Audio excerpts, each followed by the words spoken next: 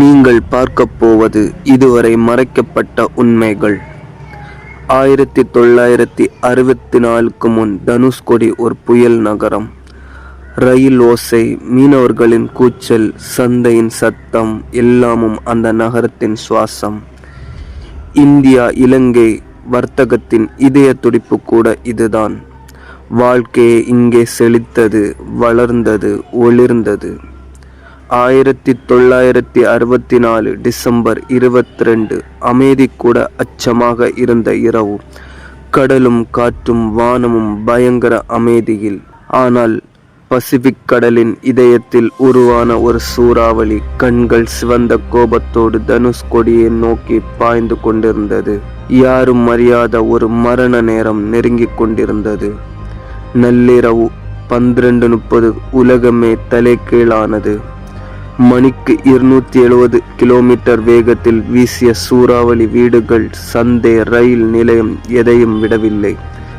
தனுஷ்கோடி ரயில் இது நாள் வரை கூட கடலில் அடியில் இருக்கும் கல்லறை.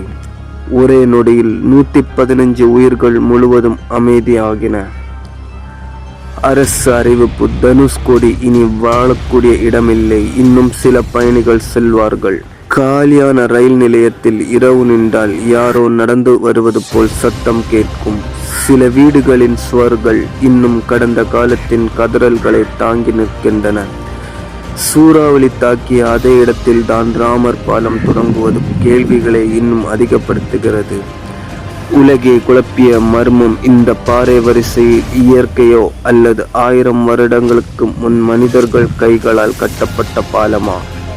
விஞ்ஞானிகளும் வரலாற்றாசிரியர்களும் பதில் தெரியவில்லை.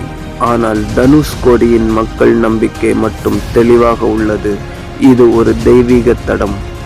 இன்று தனுஷ்கோடி மெதுவாக உயிர் பெறுகிறது. பாதைகள், மீனவர்கள், சுற்றுலா எல்லாம் மீண்டும் நிறம் பெறுகின்றன. ஆனால் ஒரு கேள்வி இன்னும் கடலினுள் புதைந்து கிடக்கின்றது. அந்த இரவு நடந்தது இயற்கையின் கோபமா அல்லது மனிதர்கள் புரிந்து கொள்ள முடியாத மர்ம சக்திகளின் மோதலா?